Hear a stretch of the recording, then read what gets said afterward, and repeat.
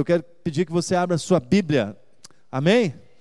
Na primeira carta, na primeira de João.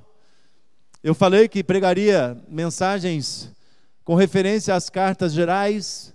Preguei no último oportunidade sobre a carta de Pedro, as cartas de Pedro, e estarei pregando hoje sobre as cartas do apóstolo João.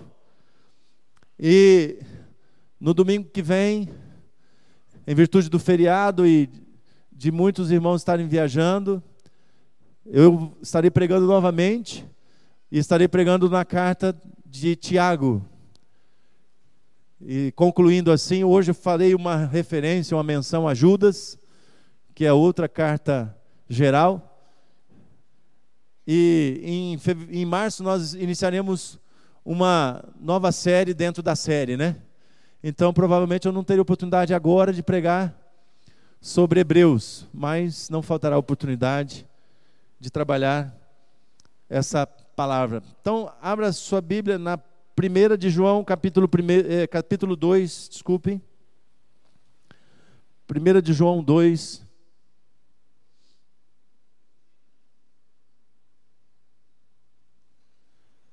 Nós vamos ler do versículo 1 a 17. Você vai acompanhar essa leitura. Eu faço na nova versão internacional. Está sendo projetado na versão da nova linguagem de hoje. E você lê na sua Bíblia, você que possui. Os irmãos que puderem se colocar em pé mais uma vez, para que você possa ter a oportunidade de reverenciar a palavra do Senhor agora, enquanto lemos. Leiamos. Meus filhinhos, eu escrevo-lhes estas coisas para que vocês não pequem. Se porém alguém pecar, temos um intercessor junto ao Pai, Jesus Cristo, o justo. Ele é a propiciação pelos nossos pecados, e não somente pelos nossos, mas também pelos pecados de todo o mundo.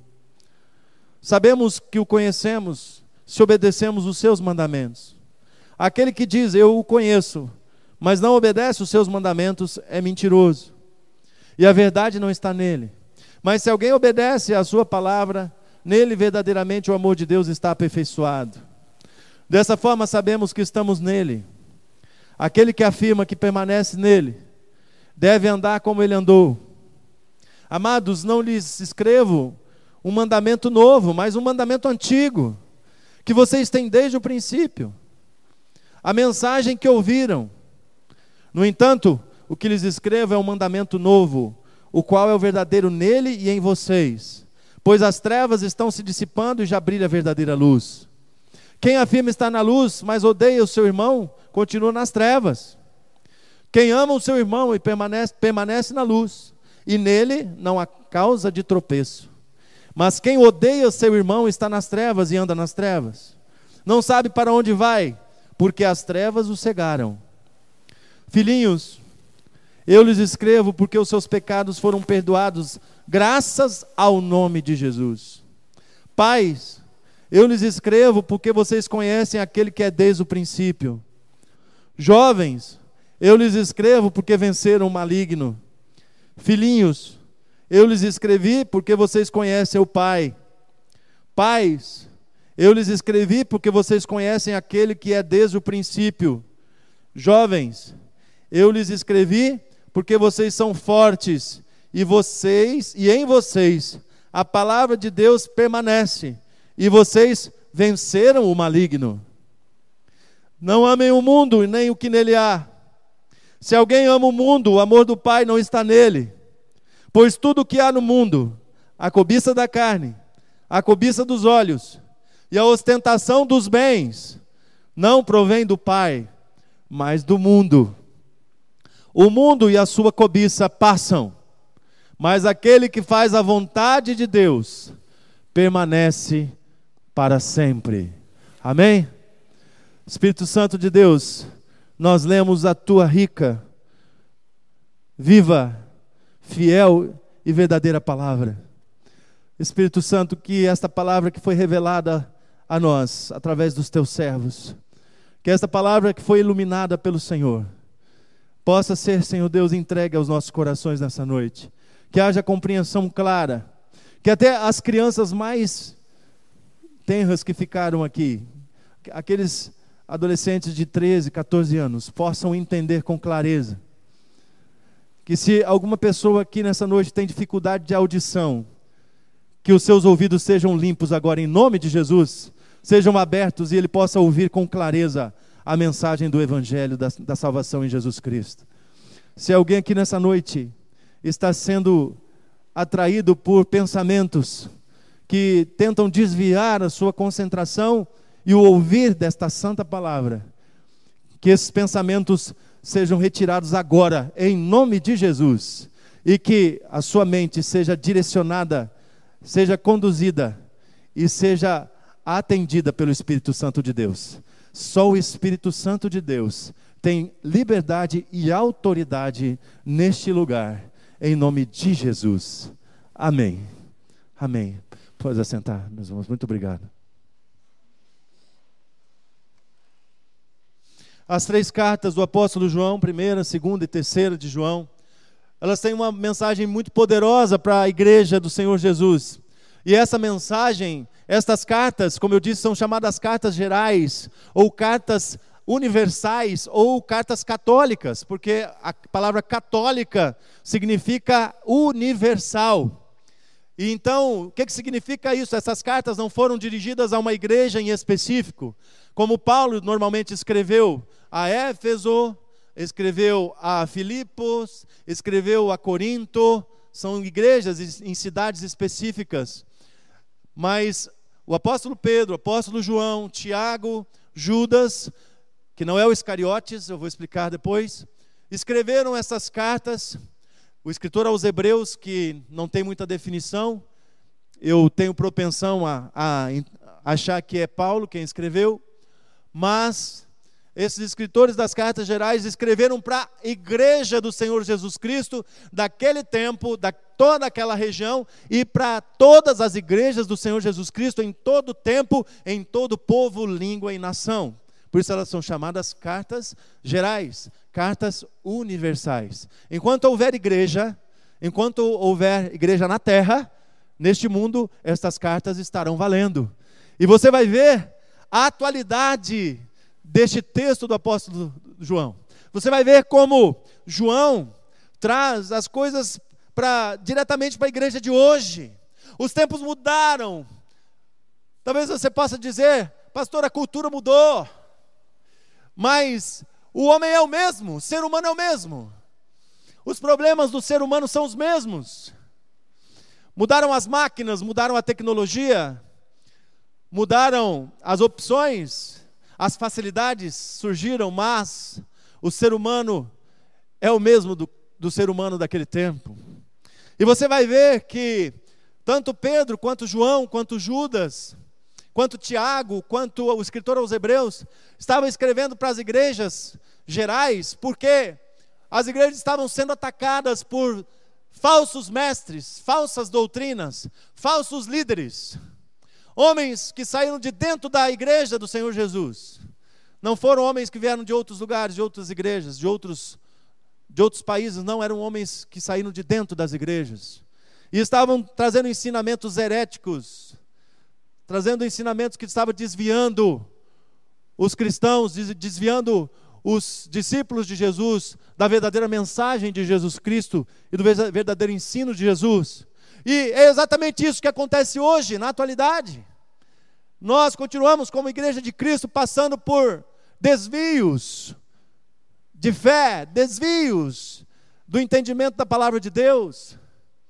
Eu acabei de citar um dos desvios que nós fomos levados a conviver por séculos e séculos, que é a declaração de sacramento do batismo para crianças recém-nascidas, que não encontra embasamento bíblico, não encontra referência bíblica nenhuma, mas foi uma forma que a igreja encontrou, a igreja instituição, não a igreja de Jesus Cristo, mas a igreja governo, a igreja instituída por imperadores e governadores do Império Romano.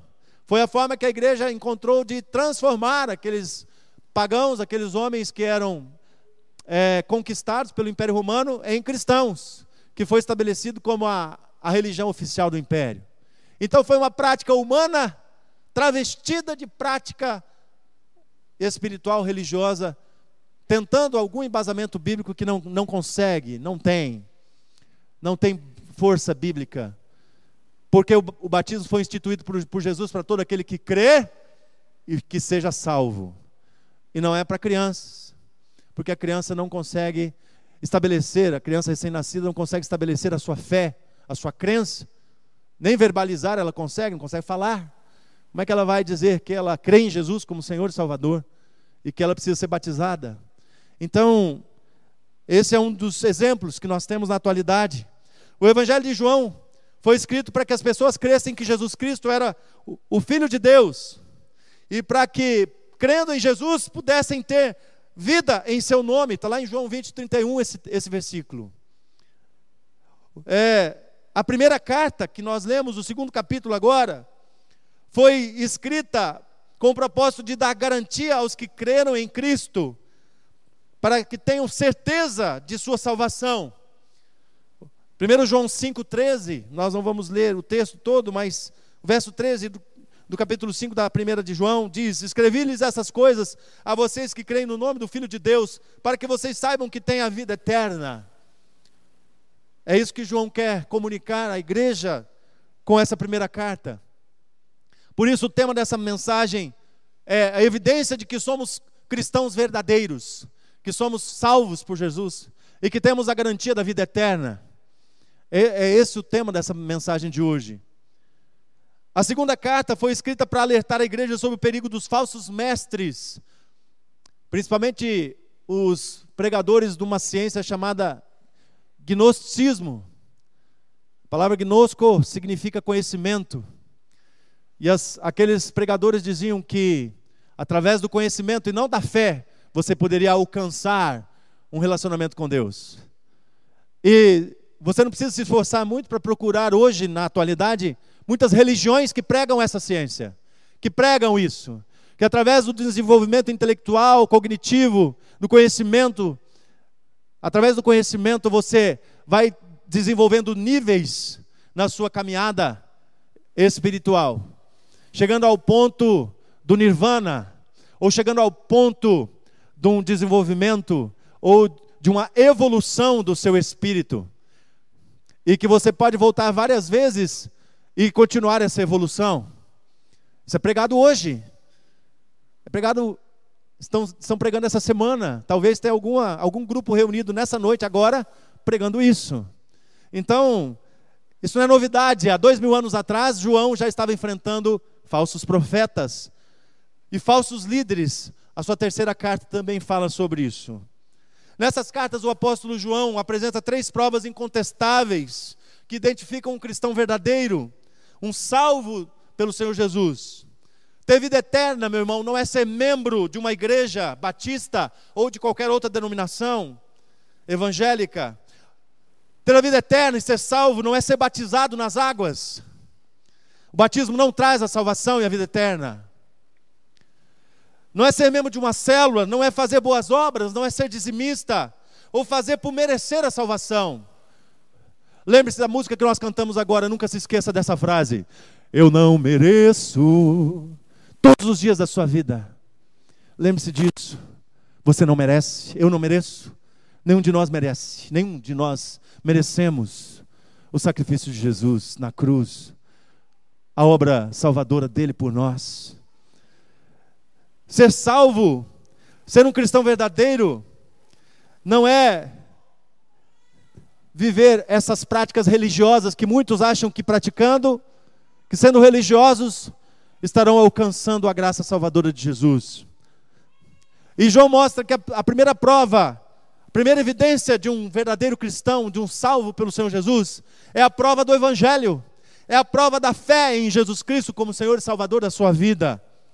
Aquele que nega que Jesus vem em carne e que nega que Jesus é o Cristo, não procede de Deus, diz João. Esse é o enganador, esse é o anticristo, ou seja, está falando contra Jesus Cristo. Ninguém pode se considerar cristão negando a encarnação de Jesus Cristo, ou seja, negando que Jesus Cristo se tornou homem. Ninguém pode ser salvo negando a doutrina da natureza divina e humana de Jesus Cristo. Jesus Cristo não é meio Deus e meio homem. Ele é 100% Deus e totalmente homem. O apóstolo João deixa claro que a heresia do ensino gnóstico sobre Jesus estava errada. Religiões que dizem que Jesus foi o último profeta. Isa. Se você não sabe que religião é essa, procure.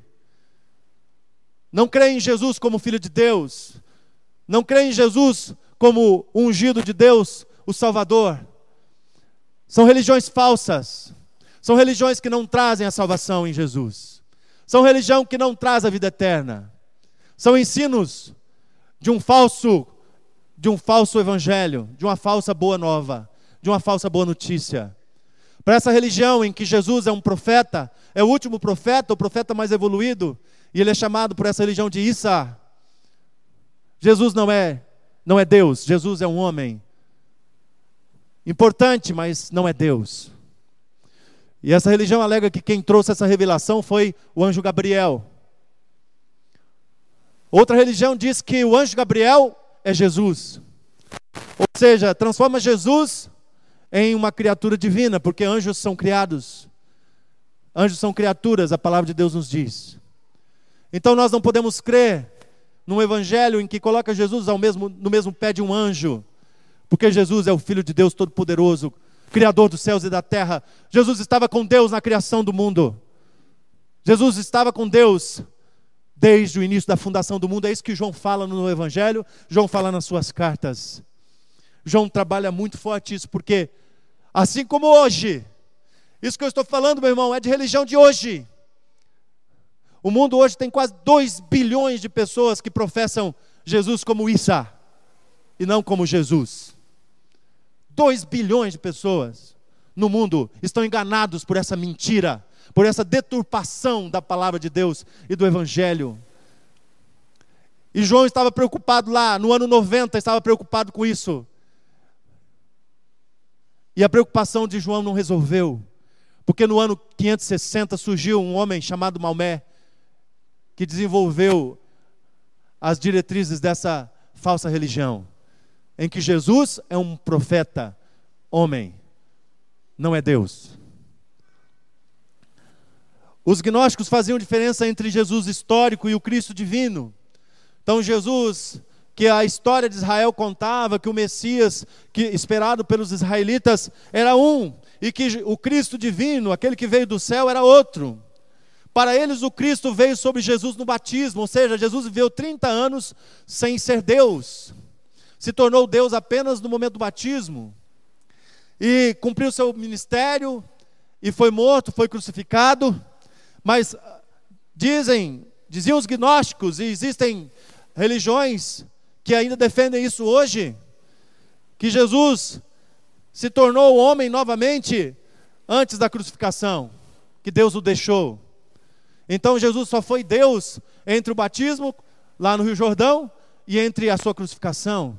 É isso que pregava o gnosticismo, os gnósticos do tempo de João. É isso que prega algumas religiões ainda hoje. Tem religiões que negam a existência de Jesus Cristo, que nos chamam de idólatras, porque nós servimos a 3 deuses e não apenas um. Que retiraram o nome de Jesus da sua Bíblia. Eles têm uma Bíblia, se dizem cristãos, dizem que eles possuem uma Bíblia, mas a sua Bíblia não é a palavra de Deus, porque na sua Bíblia não aparece o nome de Jesus como Filho de Deus, mas aparece Jesus como um Filho de Deus. E talvez você saiba do que eu estou falando, mas se você não sabe, pesquise, vai ficar melhor para você aprender. Não vou te dar tudo de bandeja, não. A segunda prova que evidencia um verdadeiro cristão, então a primeira prova é a fé em Jesus Cristo como Filho de Deus, 100% homem e 100% Deus. Jesus viveu nessa terra como Deus encarnado, a revelação de Deus para mim e para você. E se você não crê em Jesus dessa maneira, e se você comunga com religiões que não veem Jesus dessa maneira, eu quero dizer para você, mude o seu pensamento, mude a sua fé. Porque João está dizendo que o cristão verdadeiro, aquele que tem a vida eterna, é aquele que crê em Jesus Cristo como Filho de Deus, único Senhor e Salvador da sua vida. Amém? A segunda prova é a prova social. É a prova do amor. Quem não ama não é nascido de Deus. Quem não ama permanece nas trevas. Quem não ama permanece na morte eterna. Quem não ama jamais viu a Deus, porque Deus é amor. Deus é a essência de Deus. O atributo de Deus comunicado comigo e com você, através do Espírito Santo dele, através de Jesus, é o amor. Por isso que João diz que aquele que não tem Jesus, que aquele que não tem a vida eterna, também não sabe amar. Sabe se apaixonar. Sabe ter o amor filéu, o amor de amizade. Sabe ter o amor familiar. Tem amor pelos seus pais, pelos seus irmãos. Mas quando passa por alguma dificuldade, esse amor, que não é o amor de Deus, que não é o amor eterno, o amor ágape, esse amor se torna em ódio. Por isso muitos filhos não perdoam os pais, por isso muitos pais não perdoam os filhos, por isso muitos casais que não amam verdadeiramente se separam, porque um machucou o outro e não existe amor verdadeiro. Existe paixão, existe amizade, mas o amor perfeito, o amor verdadeiro, o amor de Deus comunicado a nós pelo Espírito Santo de Deus não está em nós. O apóstolo diz: nós demonstramos o nosso amor não com palavras, mas com ação, com prática, com decisão. Fale menos e viva mais do amor de Deus em sua vida. Comunique mais o amor de Deus em sua vida, uns com os outros. Seja edificado, edifique uns aos outros através do amor de Deus, que é comunicado com você e que você precisa comunicar com o seu próximo. Nós estávamos compartilhando na sala hoje do Trilho Treinamento com o professor João Carlos. O problema não é amar aqui dentro da igreja. É tão fácil amar essas pessoas que estão aqui, são todas pessoas maravilhosas. O problema é amar da porta para fora. O problema é quando você sai dessa porta, dessas quatro paredes, no final deste culto, e quando você precisa amar aquelas pessoas que te ofendem, aquelas pessoas que te maltratam. O apóstolo João diz que o amor é a defesa final da nossa fé, é a evidência clara e inegável de que nós somos discípulos de Cristo, que nós somos filhos de Deus, que nós somos salvos por Jesus Cristo e que somos verdadeiros cristãos. A terceira prova que aponta um verdadeiro cristão é a prova moral, ou seja, é a obediência a Deus e aos seus mandamentos. Aqueles que creem em Cristo e amam a Cristo devem andar assim como Ele andou. A crença precisa estar sintonizada com a vivência, porque senão se torna religiosidade vazia, se torna apenas farisaísmo, se torna apenas prática religiosa.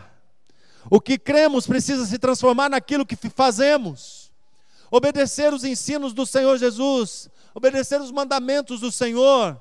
Não pode existir um abismo entre a teologia e a ética, entre a fé e as suas obras. Inclusive domingo que vem eu estarei pregando sobre o apóstolo Tiago, e muitos tentaram tirar até a importância ou a validade do texto canônico de Tiago, porque Tiago fala sobre as obras, e Tiago diz que a fé sem as obras é morta. E eu vou mostrar para você um quadro comparativo, se você estiver aqui domingo que vem, de que a fé sem as obras é morta, e as obras sem a fé também é morta. Vai tudo para o mesmo lugar, para as trevas. Então nós precisamos ter fé, mas precisamos colocar a nossa fé em prática. Precisamos praticar a nossa fé. Precisamos obedecer. Não podemos ter um abismo entre o que nós falamos e o que nós fazemos, porque nos tornamos hipócritas, porque falamos uma coisa e fazemos outra. O contexto das três cartas mostra uma igreja atacada pelos falsos mestres, e muitos desses falsos mestres, como eu disse no início, saíram da igreja. 1 João 2,19 fala isso, e se corrompem, e corrompem a Bíblia, e corrompem-se moralmente. O apóstolo Paulo já tinha alertado sobre isso lá em Atos 20. A heresia é má, ela engana e mata. Nós não podemos ser bonzinhos com o erro. Nós não podemos tolerar a mentira, nós não podemos apoiar a causa dos falsos mestres, dos falsos pastores e dos falsos líderes. Eu abro um parênteses aqui, quero falar sobre Lucas, nós vamos ler, se você quiser abrir sua Bíblia. Lucas só tem um capítulo, você não vai abrir no primeiro, porque é o único capítulo que tem. Lucas é o último livro antes de Apocalipse, é a carta Judas, desculpem. Judas, a carta antes de Apocalipse, a penúltima carta. E Judas não é o Iscariotes. Judas é o irmão de Tiago, que é meio-irmão de Jesus. Então, pelos estudiosos, Judas é um dos meio-irmãos de Jesus, filho de Maria e José. Como nós sabemos, Jesus era filho de Maria, mas não de José. O Espírito Santo de Deus é quem trouxe Jesus a Maria ao seu ventre. Mas eu queria fazer um parênteses antes de entrarmos nessa carta, rapidamente. Que se nós líderes dessa igreja, abríssemos as portas para a heresia, para o erro, para a libertinagem, para a imoralidade, nós teríamos que ter construído outro templo já, porque não caberia aqui. Mas nós assumimos um compromisso com Deus, um compromisso com a palavra de Deus, de que nós pregaríamos somente a palavra de Deus, o Evangelho. E a palavra de Deus, ela é viva e eficaz, mas o escritor aos Hebreus diz que ela serve para edificar, mas ela também serve para confrontar. Hebreus diz que ela serve para construir, mas ela também serve para cortar, aonde precisa ser cortado. Então nós assumimos o compromisso com Deus, de só pregarmos a palavra verdadeira de Deus. E muitas pessoas confrontadas com a verdade da palavra de Deus não conseguem permanecer nessa igreja. E como eu disse, hoje nós temos 600 membros aproximadamente. Se nós estivéssemos pregando amenidades neste púlpito, provavelmente nós teríamos 1.200 membros. Mas estaríamos todos indo para o inferno.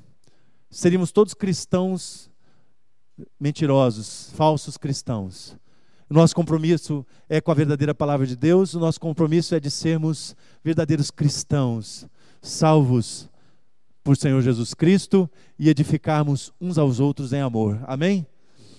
Eu quero ler com você. Você não está lendo o jornal de hoje, você está lendo uma carta que foi escrita há 2000 anos atrás. Mas observe, eu vou ler na linguagem de hoje porque ela é mais clara. Observe o que Judas escreveu, porque Judas estava no mesmo contexto de João e de Pedro. Escreveu mais ou menos na mesma época, no ano 90 da nossa era. E Judas escreve assim, eu não vou ler todo o capítulo, claro, eu não tenho tempo, mas eu vou ler o versículo 4, 12, 13, 16, 18, 19 e 24. Tá? Você vai tentando pular comigo, eu não vou estar dando a sequência, porque eu quero ganhar tempo. Pois alguns homens que não temem a Deus, na sua tradução talvez tenha ímpios, entraram no meio da nossa gente sem serem notados. Eles torcem a mensagem a respeito da graça do nosso Deus, a fim de arranjar uma desculpa para a sua vida imoral. Talvez na sua Bíblia você esteja com a palavra libertinagem. E também rejeitam Jesus Cristo, o nosso único mestre e Senhor. Há muito tempo que as Escrituras Sagradas anunciaram a condenação que eles já receberam. Com as suas vergonhosas bebedeiras, eles são como manchas de sujeira nas refeições de amizade que vocês realizam. Eles cuidam somente de si, são como nuvens levadas pelo vento e que não trazem nenhuma chuva. São como árvores que mesmo no outono não produzem nenhuma fruta. São como árvores que foram arrancadas pela raiz e estão completamente mortas. Eles são como ondas bravas do mar, jogando para cima a espuma das suas ações vergonhosas. São como estrelas sem rumo, para as quais Deus reservou para sempre um lugar na mais profunda escuridão. Esses homens estão sempre resmungando e acusando os outros do que eles fazem de errado. Essa parte é minha, não foi revelação de Deus, é revelação do Espírito Santo para mim agora, tá? Eles seguem os seus próprios maus desejos, vivem se gabando e bajulando os outros porque são interesseiros. Eles disseram a vocês, quando chegarem os últimos tempos, aparecerão, ele está falando, eles disseram os profetas e os apóstolos, tá? Eles disseram a vocês, quando chegarem os últimos tempos, aparecerão pessoas que vão zombar de vocês. Pessoas que não querem saber de Deus e seguem os seus próprios desejos. São essas pessoas que causam divisões, pois são dominadas pelos seus desejos naturais e não têm o Espírito Santo de Deus. E o verso 24, encerro dizendo: Deus pode evitar que vocês caiam e pode apresentá-los sem defeito e cheios de alegria na sua gloriosa presença. Amém? Essa é a palavra que fica. Se você é um verdadeiro cristão, essa é a palavra que fica, o verso 24. Deus vai te apresentar diante do trono branco do Senhor, você vai estar apresentado sem defeito, cheio de alegria, participando da glória de Jesus e da glória de Deus. Amém? Mas hoje ainda há muitos falsos mestres, profetas, muitos falsos ensinos e enganos religiosos. A igreja evangélica brasileira tem aceitado esses ensinos estranhos da palavra de Deus. Tem igrejas batistas pregando universalismo. E ainda pega o texto que nós lemos aqui. Porque lá no versículo que nós lemos, está dizendo que essa palavra da salvação não é só para aqueles daquele tempo, mas era para todo mundo. E aí toma essa palavra como todo mundo e colocam todo mundo como se fosse todo mundo quantitativamente. Que a salvação em Jesus abrangesse todo mundo de uma forma quantitativa, ou seja, todas as pessoas. E nós sabemos que a referência nesse texto não é qualitativa, não é quantitativa, ela é qualitativa. Ela está falando daqueles que o receberam, porque todos aqueles que o receberam foram feitos filhos de Deus, amém? Então não tem como uma pessoa que não recebe a Jesus, que não aceita Jesus como Senhor e Salvador, participar da salvação, participar dessa grande festa gloriosa no último dia. Então, se perguntarem para você, meu irmão, se você é salvo, e por que você tem essa certeza, se você responder sim, qual é a base, qual é a evidência, que prova que você tem? Use essas 3 provas que eu já fiz referência. Primeiro, porque eu creio em Jesus como meu Senhor e Salvador. É a doutrina do Evangelho, a fé no Evangelho da salvação. Segundo, eu obedeço os mandamentos de Jesus. Essa é a prova moral, é a santificação, é o processo de santificação que nós vivemos. Obedecemos e fazemos o que Jesus fazia. Queremos seguir os passos de Jesus. E terceiro, porque eu amo meu irmão, porque eu amo meu próximo. Essa é a prova social. É a prova de cumprimento do mandamento. O maior mandamento é esse, disse Jesus: ame a Deus acima de todas as coisas e ao teu próximo como a ti mesmo. Então, se você cumpre, se você tem essas 3 evidências na sua vida, pode levantar a mão para cima, glorificar a Deus e alegrar-se na presença do Senhor, porque você é um cristão verdadeiro e você é salvo e tem a vida eterna em nome de Jesus. Amém? Aplauda o Senhor Jesus por essa certeza que Ele nos deu. A certeza que Ele nos deu. Vamos um pouco mais, como nos aprofundar, como ter essa certeza tão profunda de que temos a salvação em Jesus. A evidência da fé, o apóstolo fala aí no versículo 1 e 2, meus filhinhos, eu escrevo essas coisas para que vocês não pequem. Se porém alguém pecar, temos um advogado, um intercessor junto ao Pai. Esse advogado, Jesus Cristo, é nele que nós colocamos a nossa fé. É por causa dessa defesa que nós temos diante dos homens e diante de Deus, é que nós podemos ter a certeza da nossa salvação, da vida eterna em Jesus, e de sermos verdadeiros cristãos. Ele é um advogado justo, diz o texto. O advogado humano é um pecador defendendo outro pecador. Sem nenhum demérito, viu, Tiago e outros advogados que estão aqui, me perdoem, mas eu estou falando do justo Jesus. Então, por favor, se recolham a sua insignificância diante de Jesus Cristo, tá? Brincadeirinha, tá? Com todo respeito, sim. Mas esse advogado justo nunca pecou, ele tem um caráter ilibado, perfeito. Jesus Cristo.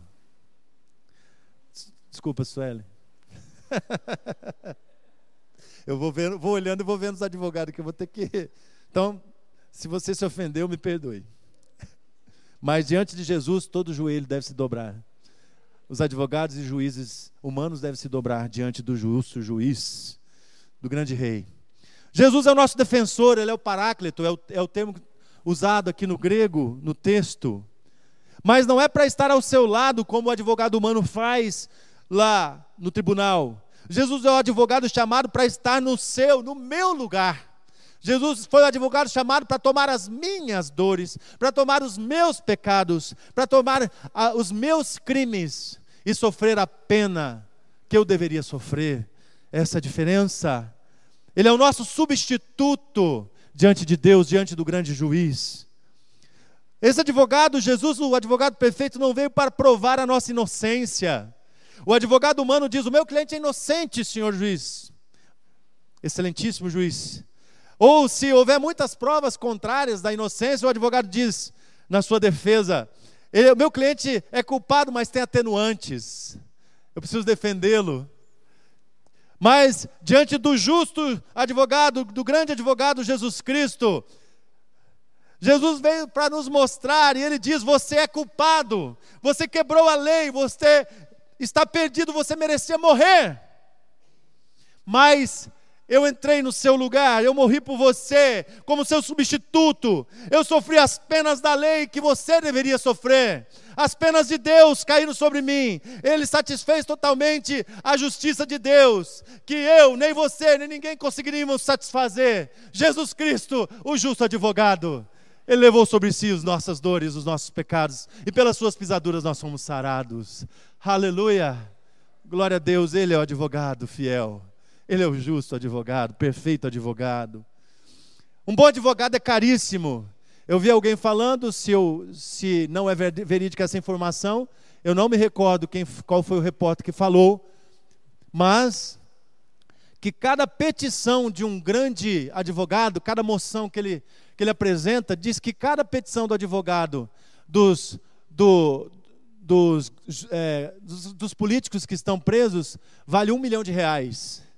Cada petição. Então, cada recurso que o ex-presidente Lula ou que o Cabral entra na justiça, o advogado dele está ganhando R$1 milhão. É uma informação que eu ouvi num jornal na internet. Se não for verdadeira, eu estou repassando como ouvi. E se não for R$1 milhão, mas provavelmente aproxima, né?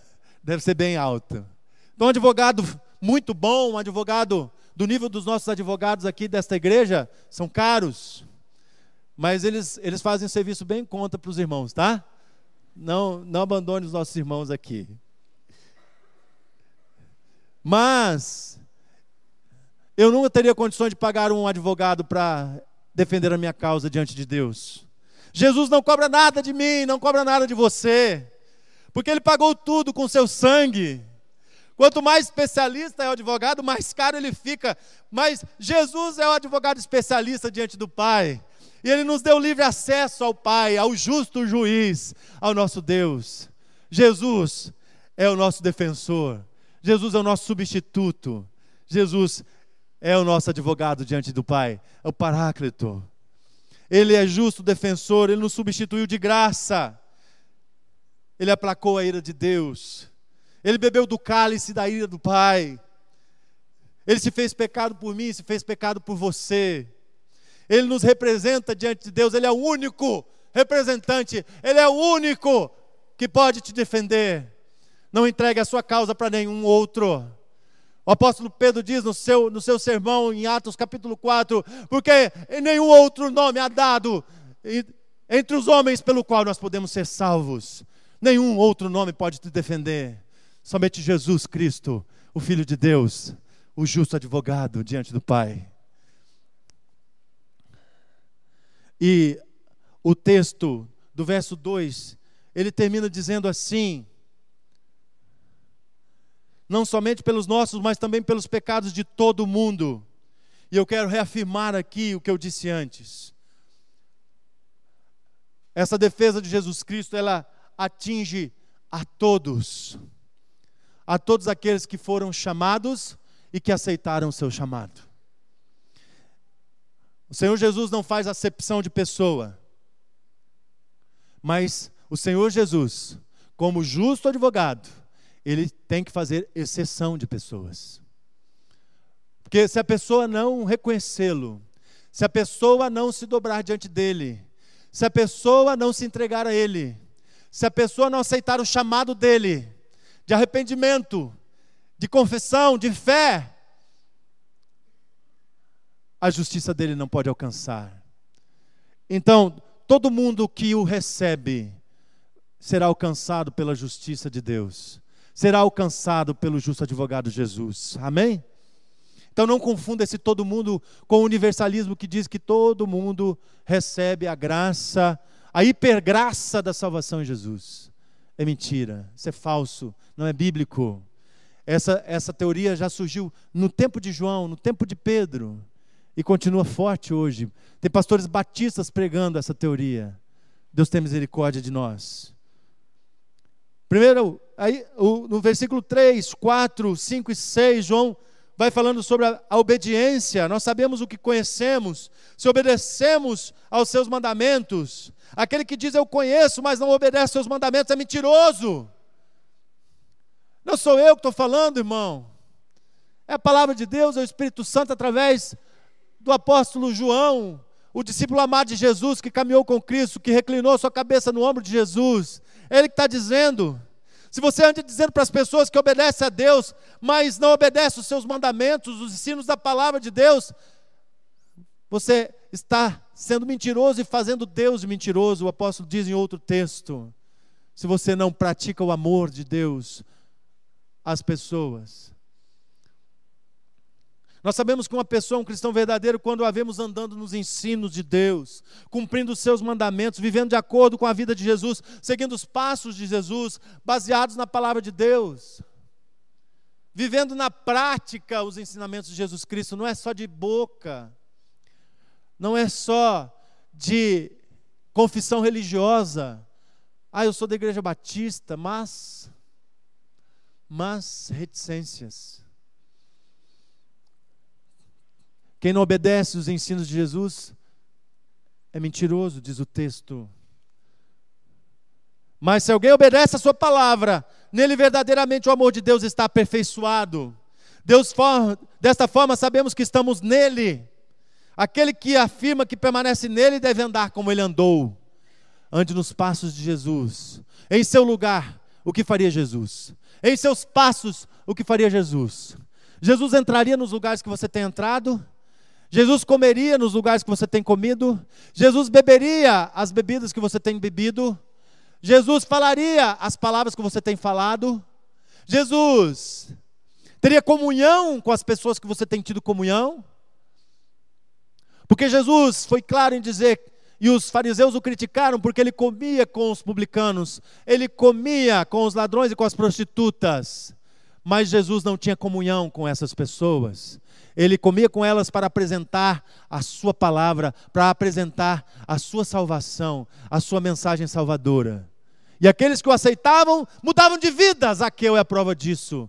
Ladrão da maior estirpe, poderia estar em Brasília hoje. E foi salvo por Jesus. E mudou de vida. Jesus foi na casa dele quando ele aceitou Jesus. Mas se ele não aceitar Jesus, Jesus não andaria com Zaqueu. Porque Jesus não é daquela laia. Então, é isso que o apóstolo está dizendo aqui. O amor, verso 9, 10 e 11. Quem afirma estar na luz, mas odeia o seu irmão, continua nas trevas. Como é que você vai dizer que Jesus te tirou das trevas para a maravilhosa luz dele? Se você continua odiando o seu irmão, odiando alguma pessoa. Quem ama o seu irmão permanece na luz e nele não há causa de tropeço. Mas quem odeia o seu irmão está nas trevas e anda nas trevas. Não sabe para onde vai, porque as trevas o cegaram. Depois da fé em Jesus Cristo e depois da obediência aos ensinos de Jesus, esta é a grande prova, a grande evidência de que você é um cristão verdadeiro, salvo por Jesus Cristo. Se você não ama, você não sabe para onde vai. Se você não ama, você realmente ainda não se converteu a Jesus Cristo. Porque o apóstolo Paulo diz em Romanos que o amor de Cristo foi colocado em nós pelo Espírito Santo. Então, quem tem o Espírito Santo tem o amor de Cristo. Quem não tem o amor de Cristo é porque não tem o Espírito Santo. E quem não tem o Espírito Santo não foi selado, não foi marcado, não foi carimbado pelo selo da nova vida, da vida eterna. É o galardão, é a marca de Cristo em nós. O amor não é apenas o motivo da salvação, mas é a evidência, é a prova da salvação. O verdadeiro crente é conhecido pela sua fé em Cristo, seu amor aos irmãos e a sua santidade de vida, obediência aos ensinamentos de Jesus. O apóstolo João é firme em afirmar que aquele que não ama permanece na morte. Capítulo 3, verso 14, parte B do verso, diz isso.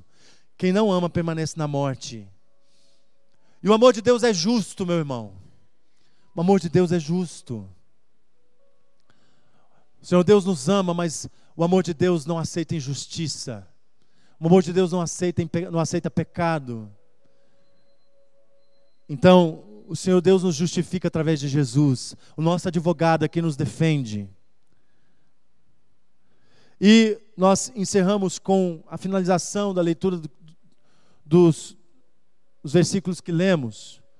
Do verso 12 ao verso 17, João nos faz um encorajamento e nos mostra a segurança que nós temos de ser um verdadeiro cristão. Esse encorajamento vai falando para jovens, para os pais, para os filhos. Verso 12, porque os vossos pecados são perdoados. Fique firme. Se você pecar, você tem um advogado diante de Deus. Mas João não está falando aqui de um pecado costumeiro, de um pecado não confessado. É preciso confessar. É preciso confessar. No 1,9 João fala, nós não lemos o capítulo 1, mas no 1,9 João fala, se confessarmos nossos pecados, Ele é fiel e justo para perdoar os nossos pecados, e nos livrar de toda maldade e de toda injustiça. Verso 13, conhecem aquele que é desde o princípio, tendes vencido o maligno. Quem conhece a Deus, quem conhece a Jesus, quem se entregou a Jesus, vence o maligno, vence o diabo. Você tem medo do diabo? É porque você não tomou posse ainda desse conhecimento, do advogado que te defende, diante de Deus e no tribunal divino, diante do diabo, o acusador. Esse é o advogado fiel, poderoso, que te defende diante de Deus e diante do tribunal de Deus, diante do diabo, acusador, o inquiridor. Diabolos significa o acusador. Verso 14, porque conhece o Pai, porque são fortes e a palavra de Deus permanece em vocês, vocês venceram o maligno. Isso é uma palavra que reafirma as evidências, que mostra com certeza pela fé, meu irmão, que você tem isso à sua disposição. Não é uma possibilidade, é um fato claro, é inegável. Você é um cristão verdadeiro, você é salvo, você vive essas evidências. Então tome posse disso, não tenha dúvida. Não entre num processo de sentimento de culpa quando você comete algum erro, comete algum pecado. O advogado justo está diante de Deus, justificando você. Mas siga os ensinamentos do justo advogado Jesus. Siga os seus mandamentos. Ame. O maior mandamento que Jesus te deu: ame a Deus acima de todas as coisas e ao teu próximo. Perdoe. Ame. Libere perdão. Não carregue mágoas pela vida fora. Mas, dos versos 15 a 17, João traz algumas advertências. Verso 15 ele fala o que é amar o mundo. Que quem ama o mundo não ama o mundo nem o que nele há. Se alguém ama o mundo, o amor do Pai não está nele. E o mundo que João está falando aqui não é a criação de Deus, as árvores, os rios, os mares, não. Seja um defensor do meio ambiente, não tem problema. Mas não é o amor a este mundo que João está falando. É o amor ao sistema, ao esquema deste mundo. As visões deste mundo estão cada dia mais míopes, mais cegas, levando à destruição das famílias, à destruição das pessoas, à destruição da sua individualidade. Os filmes, os livros, a TV, tem uma mente maligna por trás, porque João diz que o mundo jaz no maligno. Este mundo, a palavra jaz, deu origem, no original aqui do grego, deu origem no latim, a palavra jazigo. E nós sabemos que o jazigo é o lugar onde ficam os mortos, é onde são sepultadas as pessoas mortas. Então o mundo está sepultado no maligno. E todos os pensamentos, toda a visão de mundo, fora da visão do Evangelho, fora da visão da palavra de Deus, é uma visão maligna, que tenta te afastar de Deus. Tem propósitos malignos de tirar você dos pensamentos e dos propósitos de Deus para a sua vida, colocar outros valores no seu coração, na sua cabeça, na sua mente, te dizendo, não, isso não é pecado, isso é comum, todos estão fazendo, isso é cultural, isso é cultura familiar, não faz mal nenhum. O que você diz que é certo, esse negócio de evangelho é fundamentalismo, está careta, está ultrapassado. O legal é o moderno, o legal é a liberdade de pensamento. Isso é uma visão maligna, para tirar o seu foco da verdade da palavra de Deus. O que o mundo quer para você é o que alimenta os desejos da sua carne, do seu orgulho, que te levam à soberba, ao lugar mais alto no pódio. Mas esse brilho do mundo, que atrai a sua visão, que atrai o seu desejo, que está fazendo brilhar os teus olhos para a visão deste mundo, vai passar. O verso 17 diz isso. Isso vai passar. Vai acabar. É a certeza que você pode ter, isso vai passar. Mas o que Deus prometeu é eterno. Nunca vai acabar. É a eternidade. Como saber se eu sou um verdadeiro cristão? Mediante esse texto de João. É quando o que o mundo me oferece não me atrai mais. João fala o que você é e as coisas que você deve fazer. Ser um cristão verdadeiro é saber quem você é em Jesus Cristo, a sua identidade, e saber o que você é e o que você pode fazer. O apóstolo Paulo fala isso em 1 Coríntios 6, verso 12, dizendo que tudo nos é possível, tudo nos é permitido, mas nem tudo nos convém. E eu não vou permitir, o apóstolo diz, eu não vou permitir que isso me contamine. Então você pode beber, mas não deve fazer. Você pode adulterar, mas você não deve adulterar. Você pode transar com seu namorado, jovem, pode, ou sua namorada, pode, mas você não deve transar antes do casamento. Isso vai trazer sofrimento, vai trazer problemas para você no seu relacionamento. Pode usar droga? Pode. Estou até querendo liberar geral a droga no Brasil. Muitos países europeus que está liberado. Milhares de pessoas morrendo lá por causa de uso de droga liberado. E o Brasil quer entrar nessa, é legal, bonito, gostoso. Você vai a Amsterdã, você não consegue andar no centro da cidade lá. Eu não conheço, mas a gente lê. Tanto drogado caído e usando droga na rua lá. Nos pubs ingleses também. Você pode usar droga, mas não deve usar. Sua vida vai ser destruída.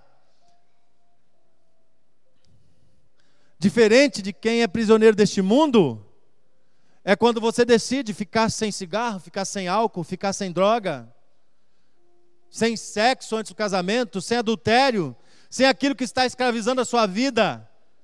Isso não é liberdade, isso é libertinagem, isso é escravidão, é libertinagem. Livre para quê? Livre para fazer aborto? Livre para se encher de antidepressivo e conseguir estabilizar suas emoções depois de tantos relacionamentos frustrados? É isso que é liberdade? Livre para usar droga e ficar na dependência e não conseguir ficar nem um dia sem usar droga, porque senão entra em síndrome de abstinência? Isso é liberdade? Converse com os irmãos aqui que foram dependentes químicos. Converse com o Luciano, com o Jonathan Zacarias. Converse.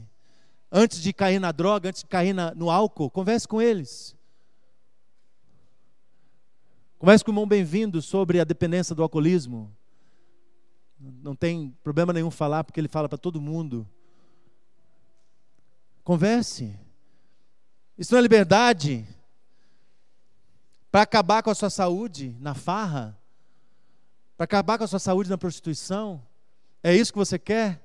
Você que ama e obedece a Deus, ama o seu irmão e não obedece o mundo, você é realmente livre! Aleluia! É livre em Jesus Cristo. Aprisionados são os que estão aprisionados nessas práticas do mundo. Quando nós temos a experiência da conversão verdadeira, as coisas deste mundo perdem o seu valor. Se Deus não te empolga, se ler a Bíblia não te atrai mais, se orar não te alegra, se louvar a Deus num culto como hoje, meu Deus do céu, eu me senti no céu louvando ao Senhor aqui. Ontem à noite lá na primeira Batista de Rio Negro, eu me senti no céu, flutuando, voando com os anjos. Se isso não te alegra mais, se não te estimula, se a célula não te motiva, se o culto a Deus em comunhão com os irmãos não tem importância para você, você diz, eu vou no culto se der, se não der não vou, fico assistindo Fantástico. João está dizendo que você precisa fazer uma pergunta para você mesmo. Será que eu amo a Deus e obedeço seus mandamentos? Realmente? Se a sua resposta for sinceramente sim, você é um verdadeiro cristão. Mas se ela for não, dá tempo ainda de você voltar. Dá tempo ainda de você buscar o verdadeiro relacionamento com Deus, de você se tornar um verdadeiro cristão, de ter a segurança da salvação e da vida eterna em Jesus Cristo. A nossa segurança está no perdão dos nossos pecados. Graças ao nome de Jesus, a graça de Jesus, na garantia que nosso advogado nos dá, ele conquistou na cruz o direito de sermos feitos filhos de Deus. Aleluia! Lá no Evangelho de João 1,12. Contudo, aos que receberam, aos que creram em seu nome, deu-lhes o direito de se tornarem filhos de Deus. Salvação e vida eterna em Jesus Cristo. Aleluia!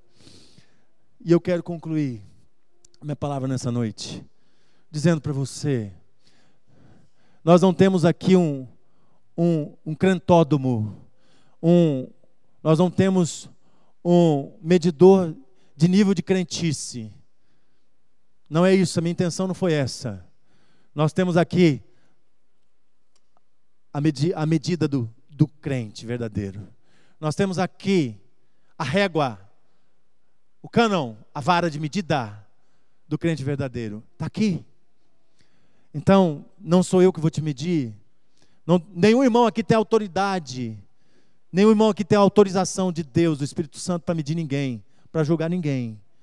Nem eu, nem ninguém. Então, eu te apresento a palavra verdadeira, o Evangelho, e você faça a sua medição. E você faça a sua confrontação.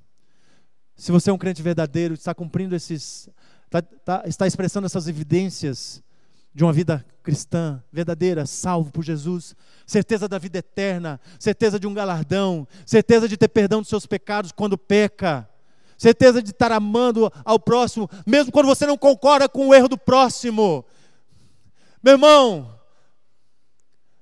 se você está prostituindo, eu não concordo com o seu erro, mas eu amo você.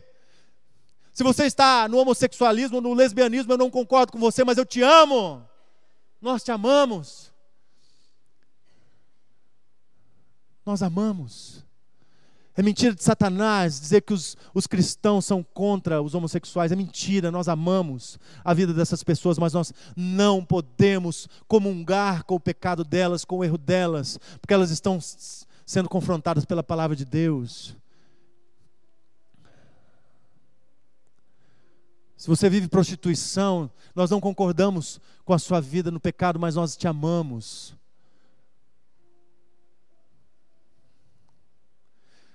Se você me caluniou, se você alguma vez caluniou alguém aqui, peça perdão ao Senhor, peça perdão a Deus.